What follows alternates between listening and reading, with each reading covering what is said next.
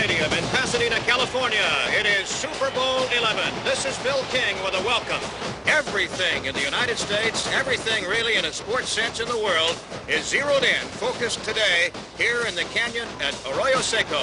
This 11th Super Bowl will be viewed in 41 nations around the world. Desde el Tazón de las Rosas en Pasadena, California, los Raiders de Oakland y Vikingos de Minnesota se enfrentan en el Super Tazón número 11. Les Raiders d'Oakland, champions de la conférence américaine, et les Vikings du Minnesota, champions de la conférence nationale. 対戦いたしますのは AFC 代表オークランド・レイダース。 C'est la confrontation tant attendue entre Francis Tarkenton des Vikings et Ken Stabler des Raiders. As my leader, Curtis Cowboy Gowdy out of Cheyenne, Wyoming, and Jeff and Hazel's baby boy sit at the foot of the San Gabriel Mountains, rising a little over a mile, the snow-covered mountains, and the fall foliage is drifting slowly down to the base of this Rose Bowl here in Pasadena. We are about to bring to you the 11th Super Sunday Super Bowl.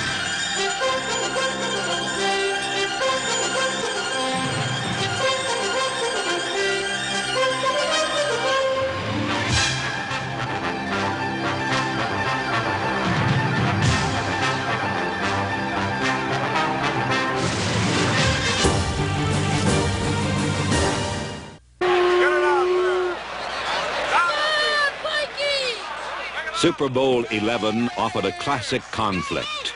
Pro football's two most successful teams in a final struggle for the most treasured victory in the game.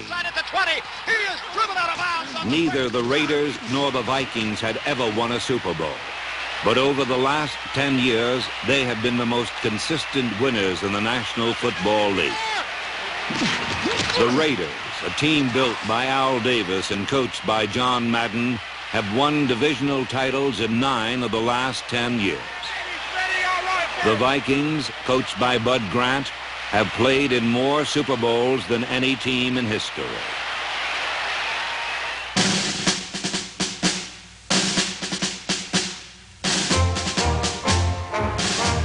In the opening minutes of the game, both teams probed and tested one another, piecing together bits of strategy in search of a successful pattern.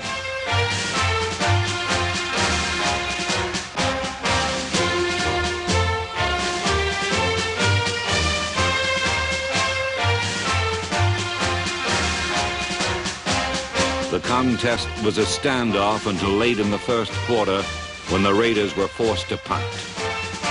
One man behind the line of scrimmage on the rush. Here comes the kick. It is blocked. It's blocked by Fred McNeil. It's loose on the 5-yard line. Running after the Minnesota Vikings. They down it on the Raider 2-yard line. First and goal to go. The first big break in the football game. And Raymond Guy has suffered his first block punt in a 4-year pro career. It was a golden opportunity for Minnesota. But the Vikings, just 1 yard from the goal line, never got there.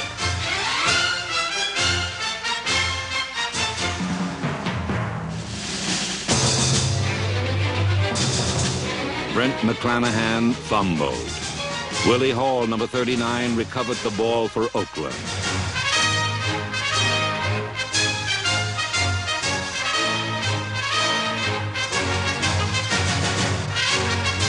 The Vikings lost the initiative. Now the Raiders would seize it. Oakland launched its counterattack with a play that would be a harbinger of bad times for Minnesota. Clarence Davis ran left for a 35-yard gain. Quarterback Ken Stabler moved the Raiders across midfield with 2 passes to Dave Casper, Oakland's leading receiver in 1976. Casper was once an offensive tackle for Notre Dame. Now, as a tight end, he is the power gear in Oakland's freewheeling pass offense.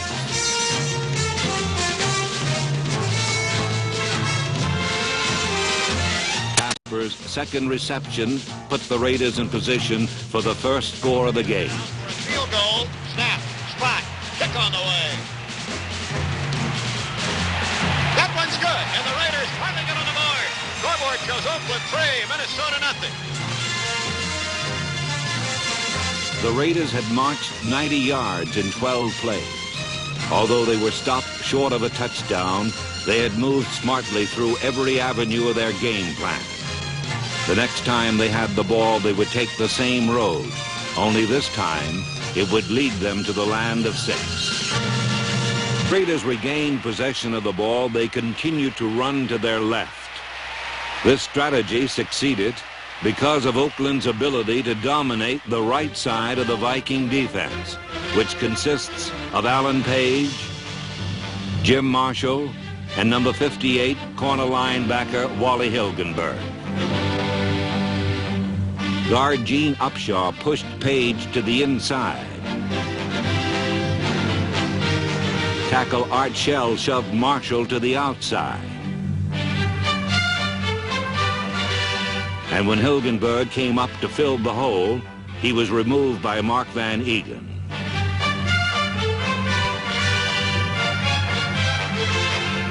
Clarence Davis, number 28, gained 137 yards in this Super Bowl. 105 of them came on variations of this play. The secret of its success was not only the powerful blocking of Upshaw and Shell, but also the blocking of running back Mark Van Eegen, who neutralized the corner linebacker and gave Davis room to run.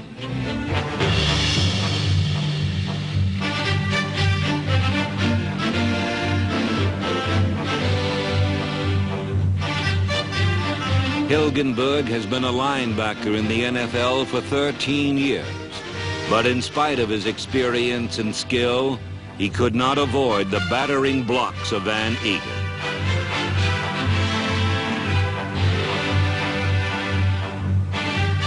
During the regular season, Van Eegen had gained twice as much yardage as Davis, but in this Super Bowl, he was more valuable to his team as a blocker.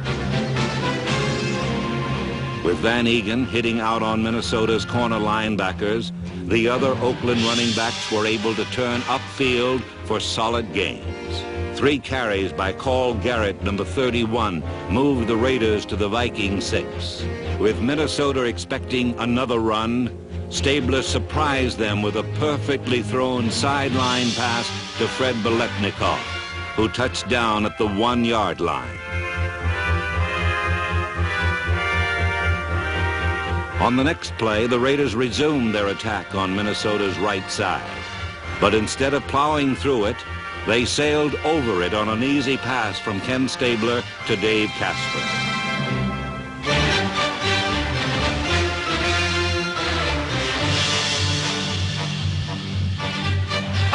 Toledo. The Oakland line is just wiping out Minnesota's front. Already, Bill, on that left side, they're going to Marshall and Hilgenberg, 2 older players, not very big and seemingly not very strong in the early going. With 5 minutes to play in the second period, the Raiders marched to their second touchdown. The key play in this drive was a 17-yard pass to Fred Biletnikoff.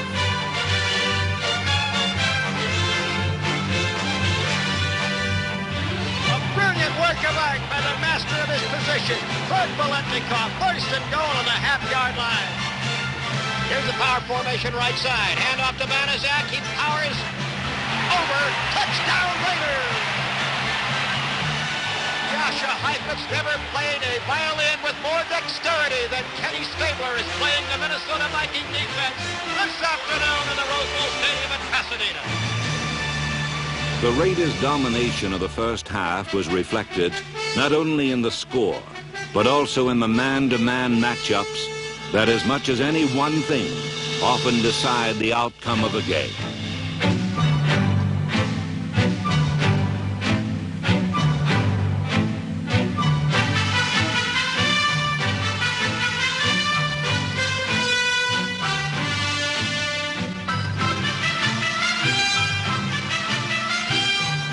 A big reason for the success of Oakland's running game was the way Art Shell, number 78, consistently eliminated Jim Marshall.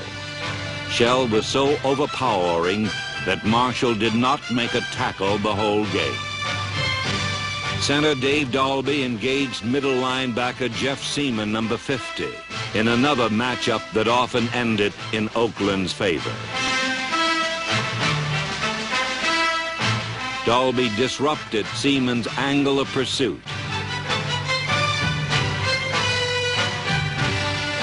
Then shoved him into the backwash of Oakland's churning ground attack.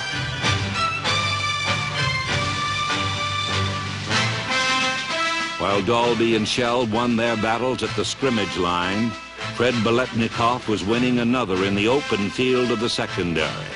Nate Wright, number 43, had been given the unenviable task of trying to cover Biletnikoff. As might be expected, he did not fare well. Both of Oakland's touchdowns were set up by passes to Biletnikoff.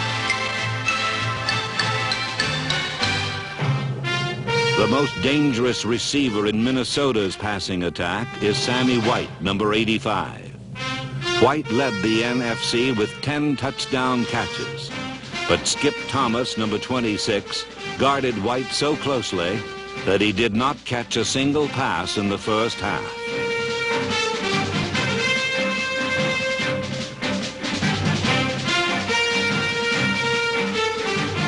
The Raiders used not one man, but 11 to stop Minnesota's mighty running back Chuck Foreman, number 44. Viking fans had hoped to see some of the magic Foreman had displayed all season when he led Minnesota in rushing, receiving, and touchdowns. But today, there was only one moment of magic, and that was this catch and run that gained 26 yards.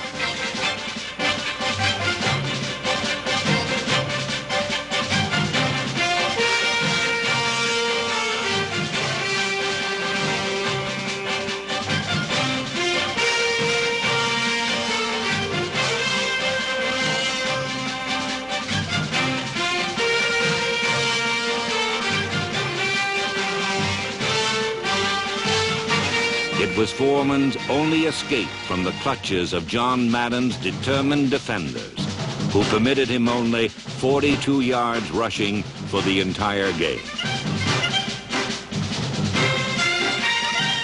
With Foreman unable to run with the ball and White unable to catch it, Minnesota's offense was on the verge of extinction. I wouldn't do that. The Vikings fell further behind. A Raider field goal made it 19-0. If there was fire in the ashes of the Vikings' hopes, quarterback Fran Tarkenton was now the only person who could change the flicker to a flame.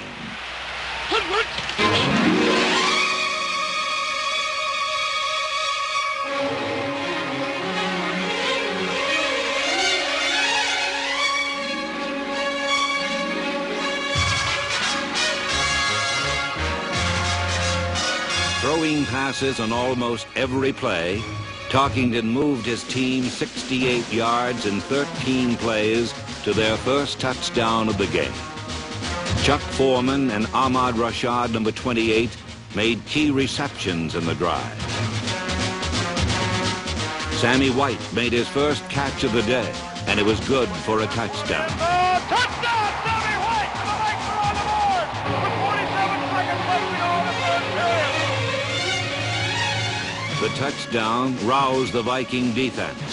For the first time in the game, Stabler lost yardage. Big run! Barry back at the 27-yard line by Alan Page. The first quarterback sack of the afternoon with a purple gag. As the final period began, Tarkenton resumed his passing attack. But this time, the Raiders were ready, and plays that had worked earlier were no good at all now.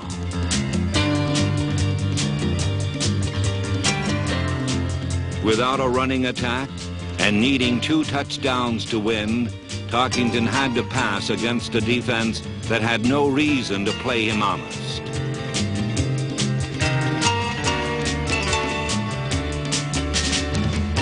The Raiders' rush, though formidable, posed no unusual problem for Tarkenton. The real dangers lurked in the secondary. Back to pass goes Tarkenton.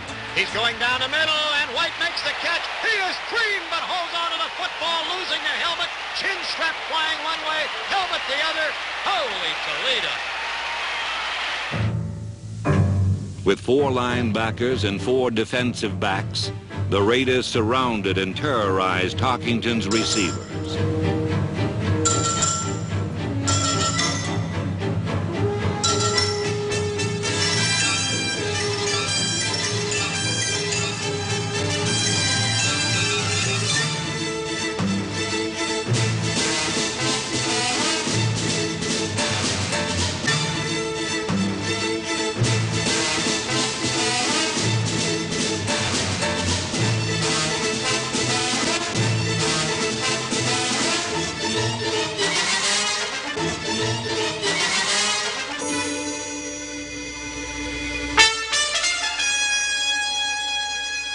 Oakland eliminated Tarkington's targets, narrowed his field of fire, and finally proved the undoing of everything he had hoped to accomplish. Back to pass on third. The rush by Hendricks. Peels him out of there to the left. He's backpedaling and throwing. Intercepted by Willie Hall at the 30. Back to the 40. Runs into traffic. Raider football. He's brought down at the 46-yard line. The Raiders now had a choice of 2 plans. They could fence and parry to protect their lead, or they could attack to destroy and demolish.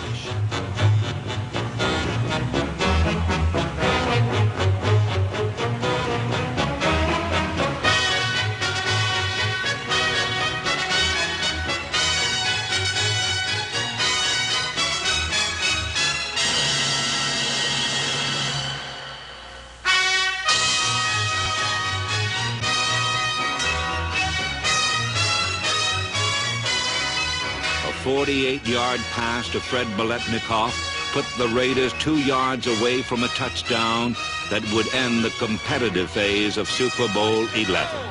Here's the snap. Give the ball to Banaszak. He powers over. Touchdown Raiders!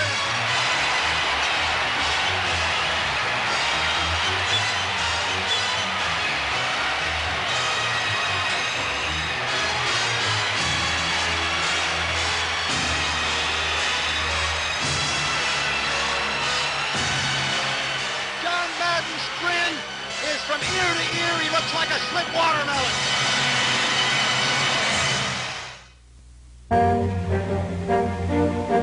The Vikings trailed by 19 points, and the remaining 7 minutes of the game became a despairing, hopeless quest for a goal they knew they would never reach.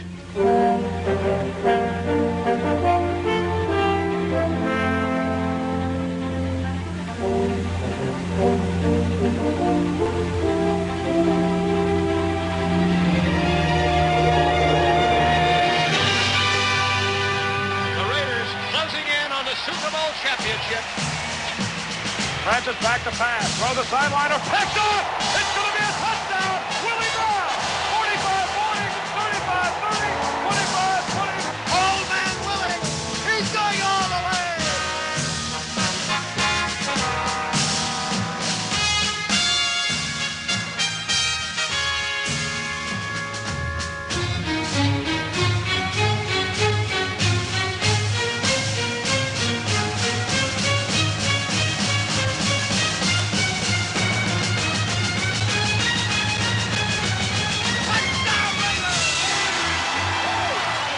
After winning more games than any team in the NFL over the last 14 years, the Raiders proved to the whole world something their fans had known for a long, long time.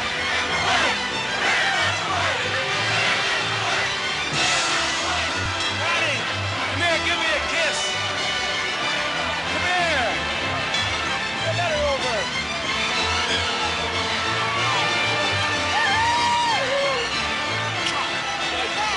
A Super Bowl victory for the Oakland Raiders. A victory won not only for this season, but for seasons past.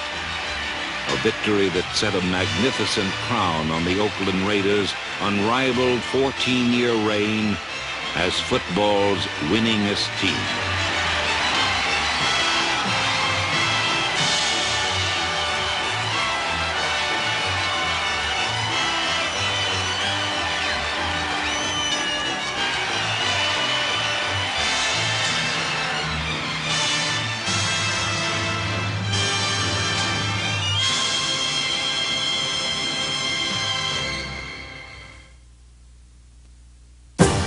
Stay tuned for more Film Session on the NFL Network.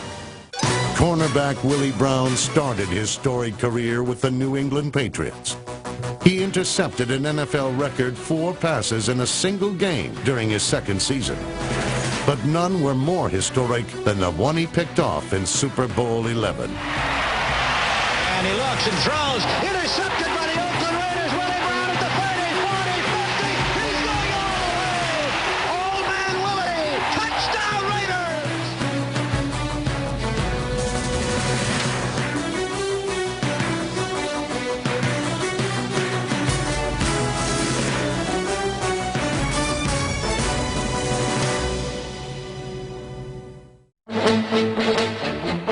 Critics said he was too small, too slow, and not strong enough to play in the NFL. But when Fred Biletnikoff caught 7 passes for 118 yards in his first NFL start, the critics were nowhere to be found. Deceptive speed and some of the best hands in football helped this underdog succeed in a big man's game. Super Bowl 11 was number 25's shining moment when he earned Super Bowl MVP honors.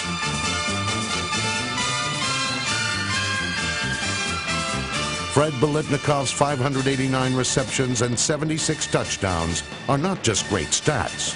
They are a testament to a man who refused to be denied.